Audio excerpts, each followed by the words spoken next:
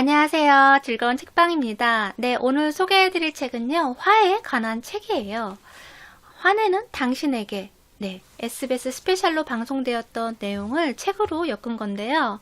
오늘 두 번째 시간이고요. 화에 대해서 좀 더 자세하게 알려드리려고 가져왔어요. 화라는 것이 우리 삶에서 어떠한 영향을 주고, 그리고 내 자신한테 얼마나 안 좋은 영향을 주는지, 그리고 나 자신만이 아니고 내 주변 사람들, 뭐 가족, 친구, 직장, 뭐 그런 가까운 관계의 사람들한테도 안 좋은 영향을 주거든요. 그래서 그런 부분에 대해서 소개를 해드릴게요.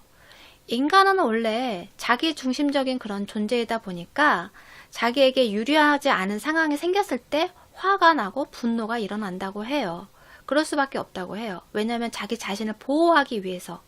그래서 자기 자신을 보호하기 위해서 자기가 위협받는다고 생각이 들거나 불안하거나 그럴 때 예민하게 반응하게 되면서 화를 내게 되고 분노를 하게 되는 거죠.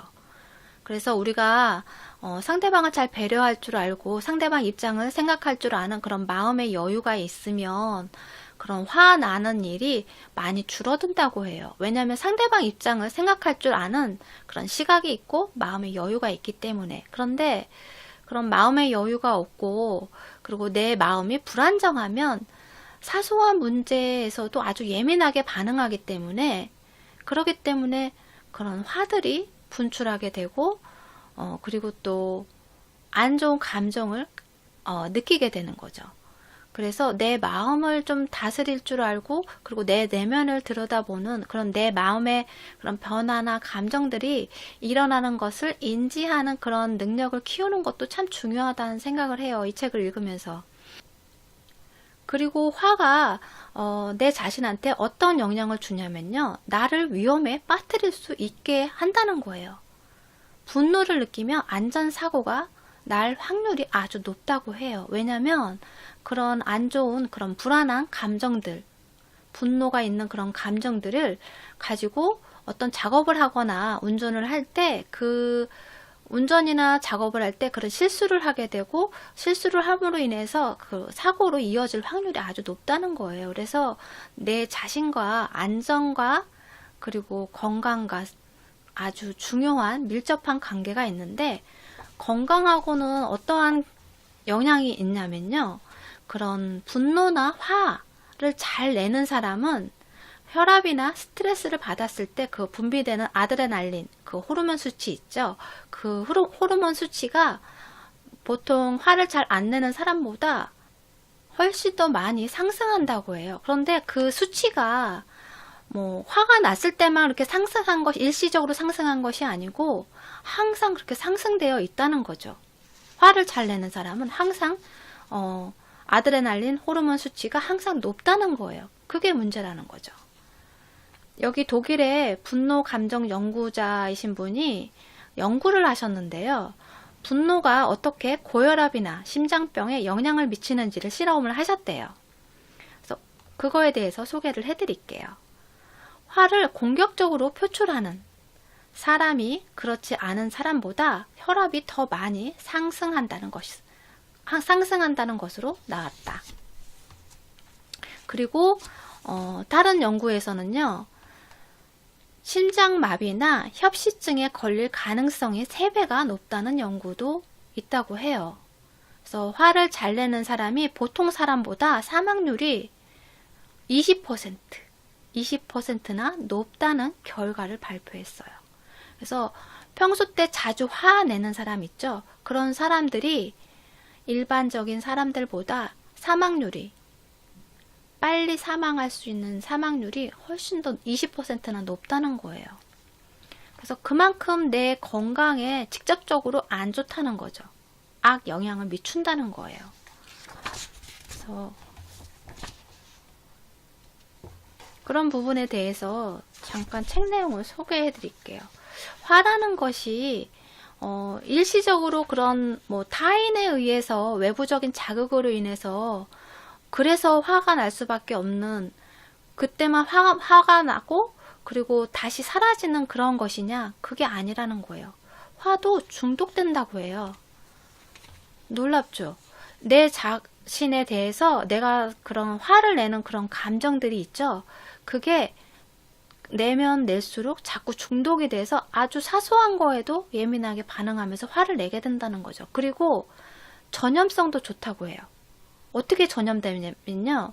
내가 아내한테 화를 냈어요. 아니면 남편한테 화를 냈어요. 자주 짜증을 내면서 화를 내고 큰 소리를 내고 뭐 심한 경우는 물건도 던지고 그랬어요. 그게 반복이 되다 보면 상대방이 그걸 받아들이고 참아주고 이해하려고 노력하다가도 그게 계속 지속적으로 되면 상대방도 화를 내게 되잖아요. 그러면서 전염이 된다는 거예요. 내 감정이 상대방한테 전염이 된다는 거죠. 그래서 그만큼 내 자신만 망치는 것이 아니고 내가 가장 사랑하는 사람, 그리고 내 주변에 있는 사람들에게까지 안 좋은 전염을 시킨다는 거죠. 그리고 여기 책 내용을 잠깐 소개해 드릴게요. 이 이야기 들으시면 조금 섬뜩하실 것 같아요. 저도 깜짝 놀랐어요. 화를 내잖아요. 화를 많이 자주 내면 내가 쪼그라든대요. 여기 책 내용을 읽어 드릴게요. 분노가 뇌를 죽인다고 한다면 과장된 표현일까? 하버드 의대 연구팀이 이에 대해 실험을 한 결과 사람들이 가장 화났던 순간을 떠올리는 것만으로도 왼쪽 전두엽 부위의 혈액순환이 감소하는 것으로 나타났다. 혈액순환이 원활하지 않게 되면 뇌세포 활성이 떨어지고 손상이 온다. 결국 화를 지속적으로 내면 뇌세포가 파괴되어 뇌가 쪼그라들게 된다.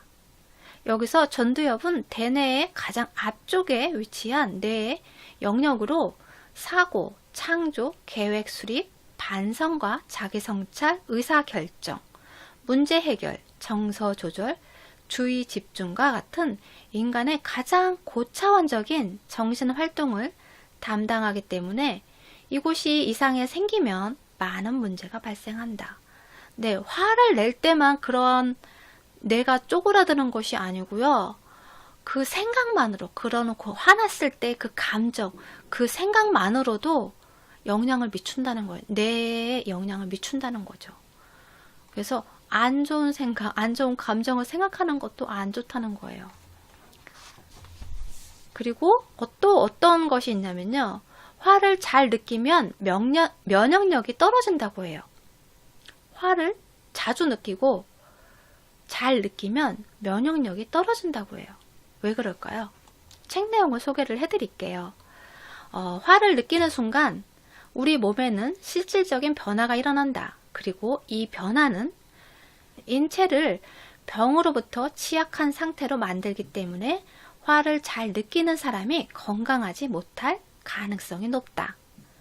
화를 자주 느끼면 질병에 잘 걸리는 데는 여러 가지 이유가 있지만 무엇보다 분노 감정이 인체를 병들게 하는 바이러스, 병원균 등으로부터 우리 몸을 보호하는 면역 시스템을 악화시키기 때문이다. 면역 시스템을 약화시키기 때문이다.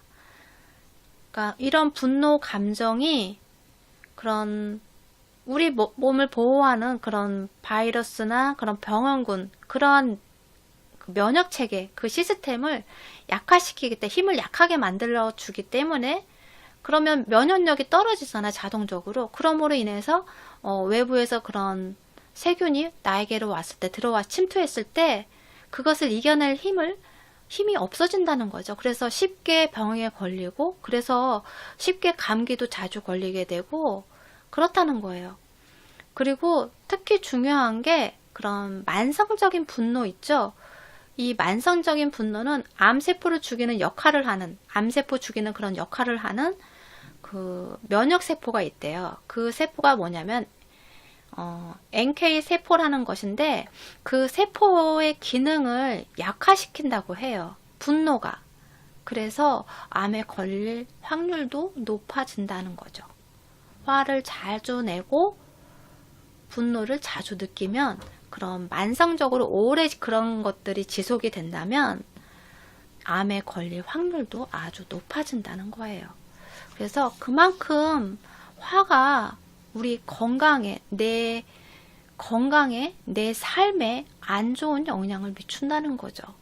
그래서 그런 화들이 언제 내가 화를 느끼는지, 분노의 감정을 어떤 순간에 많이 느끼는지, 그리고 얼마나 자주 느끼는지, 그런 것을 한번 체크해 보시는 것도 좋을 것 같아요. 그래서 내 내면의 감정이 어떤 상태인지, 그리고 내 감정을 평온하게, 내 마음을 좀 여유롭게 할 수 있는 그러한 방법들을 한번 찾아보시는 것도 좋을 것 같아요. 그래서 다음 시간에도 이어서 그런 화에 대해서, 그럼 그런 화를 어떻게 다스려야 하는지, 그런 부분에 대해서도 더 소개를 해드릴게요. 네, 지금까지 들어서 감사합니다. 다음 시간에 또 만나요.